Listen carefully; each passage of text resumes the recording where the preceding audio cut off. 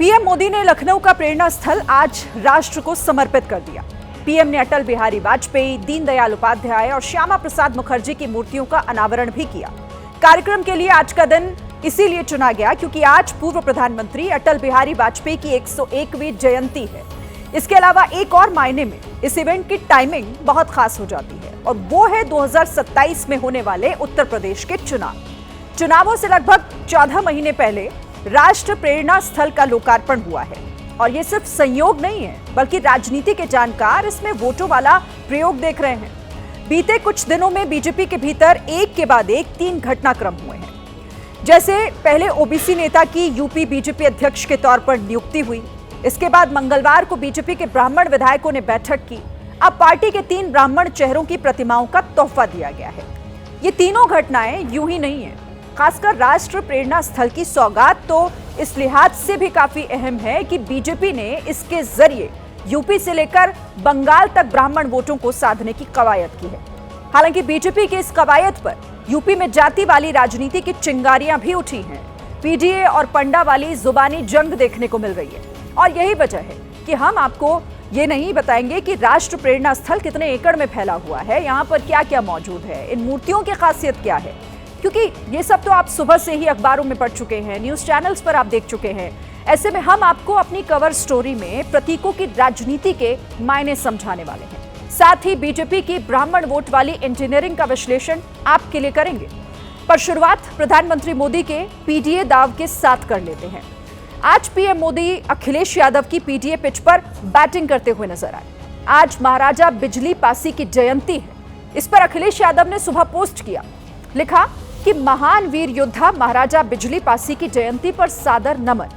महाराजा बिजली पासी दलित वर्ग की पासी जाति के लिए सम्मान का प्रतीक हैं और दलित अखिलेश के पीडीए फॉर्मूला का एक अहम हिस्सा है। दूसरी तरफ आज जब प्रधानमंत्री ने लखनऊ में जनसभा को संबोधित किया तो उन्होंने भी महाराजा बिजली पासी को नमन कर दलितों को एक मैसेज देने की कोशिश की। महाराजा बिजली पासी ने वीरता, सुशासन और समावेश की जो विरासत छोड़ी, उसको हमारे पासी समाज ने गौरव के साथ आगे बढ़ाया। आज ही के दिन बिजली पासी जी की जयंती है और समाजवादी पार्टी ने आज महाराजा बिजली पासी जी की जयंती हर्षोल्लास के साथ मनाया है। देखिए, मोदी जी ये बताएंगे 3 मूर्तियों का उद्घाटन करने गए थे, तो उसमें कल्याण सिंह जी क्यों नहीं है? इसलिए कि वो पिछड़े समाज से आते हैं। पीएम मोदी के बिजली पासी महाराज वाले दाव से यूपी में दलित वोटों का द्वंद्व शुरू हो चुका है। ब्राह्मण प्रतीकों के स्थल से पीएम मोदी ने दलितों को साधने की कोशिश आखिर क्यों की है, वो समझ लीजिए। देखिए, 2024 के चुनाव में इंडिया गठबंधन को एससी की जाटव जाति का 25% वोट मिला, जबकि एनडीए के खाते में 24% वोट गया था। दूसरी दलित जातियों के वोट की बात करें तो इंडिया गठबंधन को 56% वोट मिला, जबकि एनडीए के खाते में सिर्फ 29% वोट गया था। यानी दलितों का बड़ा वोट खिसककर इंडिया गठबंधन की तरफ शिफ्ट हुआ। यही वजह रही कि लोकसभा चुनाव के दौरान उत्तर प्रदेश में बीजेपी का समीकरण बिगड़ गया। अब पीएम मोदी ने एक बार फिर इस वोट बैंक को संदेश देने की कोशिश की है, क्योंकि दलित वोटों पर समाजवादी पार्टी और बीएसपी से बीजेपी को 27 के रण में कड़ी चुनौती मिल सकती है। लेकिन मोदी के इस मैसेज के बीच यूपी में एक बार फिर मूर्तियां और पार्क सियासी गलियारों में चर्चा का विषय बन गए। यहां आपको प्रतीकों की राजनीति के मायने बताते हैं। देखिए, पार्टी से जुड़े प्रतीक वैचारिक तौर पर कार्यकर्ताओं का आत्मविश्वास बढ़ाने का काम करते हैं। ये प्रतीक लोगों को एक विशेष पार्टी से जुड़ने और पहचान बनाने में मदद करते हैं। प्रतीकों से पार्टी और उसके समर्थकों के बीच एक तरह का भावनात्मक लगाव पैदा होता है। प्रतीकों के जरिए पार्टी के विचारों का आसानी से प्रचार किया जा सकता है। ये प्रतीक किसी पार्टी की राजनीतिक विचारधारा और एजेंडा को भी दिखाते हैं। इसके अलावा प्रतीकों को किसी भी पार्टी के लिए आगे बढ़ने की प्रेरणा के तौर पर भी देखा जा सकता है। अब बीजेपी ने इन प्रतीकों के सहारे कैसे ब्राह्मण वोटों को साधने की रणनीति तैयार की है, वो आप इस रिपोर्ट में देखिए। 27 की चुनावी बिसात पर कुछ ही दिनों में बीजेपी ने 2 बाजी चल दी है। पहले कुर्मी चेहरे पंकज चौधरी को यूपी बीजेपी अध्यक्ष बनाकर ओबीसी वोटों को साधने का दांव चला, अब 3 ब्राह्मण चेहरों की मूर्तियों के बहाने समाज को सियासी संदेश देने की कोशिश की गई है।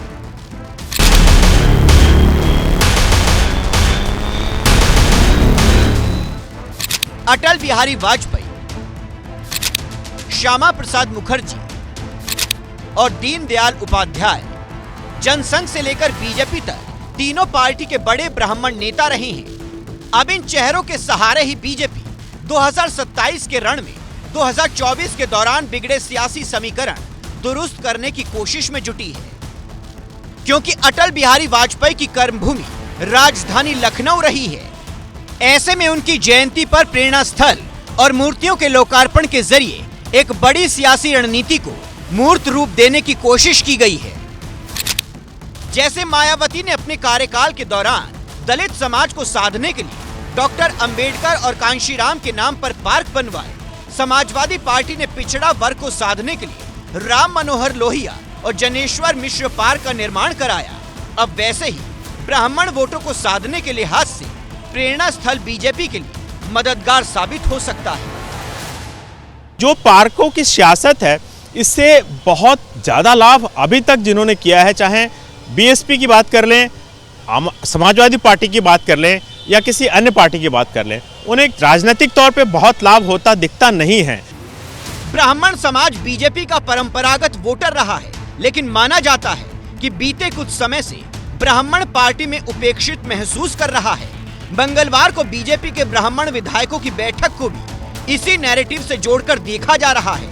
मीटिंग को लेकर अटकलें हैं कि बैठक में इस बात पर चर्चा हुई कि पार्टी में समाज की आवाज कमजोर पड़ती जा रही है, जबकि ब्राह्मण वोटर 90 के दशक से पार्टी के साथ जुड़ा रहा है। समाजवादी पार्टी के अध्यक्ष अखिलेश यादव ने भी इस मीटिंग के बहाने बीजेपी को बैकफुट पर धकेलने की कोशिश की है। उन्होंने एक्स पर लिखा है कि जब बड़े बड़े लोग ही आ रहे हैं तो मुख्यमंत्री जी सिरप कांड की प्रगति से उन्हें अवगत भी करा दें और उस भोज से भी जो उनके खिलाफ हो रहे विधायकों ने आयोजित किया था।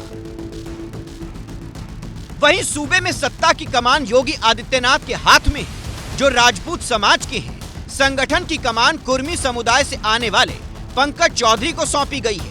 हालांकि ब्रजेश पाठक के तौर पर ब्राह्मण चेहरे के हाथ में डिप्टी सीएम की कुर्सी है, लेकिन सत्ता और संगठन में शीर्ष पर कोई भी ब्राह्मण चेहरा नहीं है। विपक्ष भी लगातार इसे ही मुद्दा बना रहा है। जब से योगी जी सत्ता में आए हैं तब से ब्राह्मण समाज के 1700 से ऊपर लोगों की हत्याएं और फर्जी इनकाउंटर हुए हैं। हमारे दरवाजे उनके लिए खुले हैं। हम निश्चित तौर से लड़ने वाले को, भिड़ने वाले को सम्मान देंगे और उनको उचित स्थान देंगे। ऐसे में ब्राह्मण वोटों को साधने के लिहाज से पार्टी उन्हें रिझाने में जुट गई है। हालांकि विपक्षी पार्टियां ब्राह्मण प्रेम पर सवाल उठा रही हैं। समाजवादी पार्टी कह रही है कि पीडीए या पिछड़ा समाज के चेहरों की मूर्तियां क्यों नहीं लगाई गई, तो AIMIM ने इसे पंडा प्रेरणा स्थल बता दिया है। निश्चित रूप से उन महापुरुषों की मूर्ति है, उनका योगदान है देश में, इसलिए उस पे समाजवादी पार्टी को कोई एतराज नहीं है। हम तो इस बात को जरूर पूछेंगे कि पीडीए के लोगों की भी मूर्ति लगाई जानी चाहिए थी। 96% की आबादी में से आपको कोई भी ऐसा महापुरुष नहीं मिला आपकी पार्टी में भी कि जिसकी मूर्ति लगाई जा सकती। प्रेरणा स्थल है या पंडा स्थल है?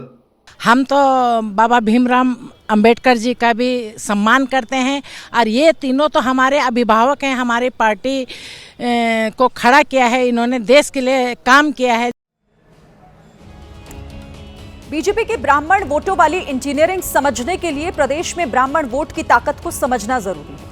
इस पर हमने भारत की बात का डेटा टैबलेट तैयार किया है आपके लिए। यूपी में ब्राह्मण आबादी करीब 8 से 10% है।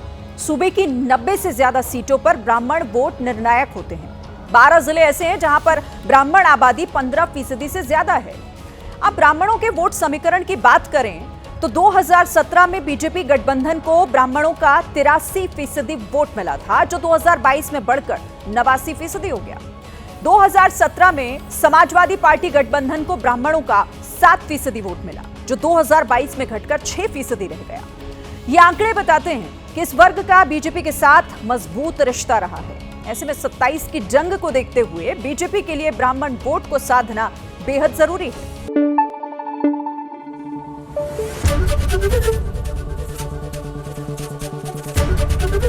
एबीपी न्यूज आपको रखे आगे।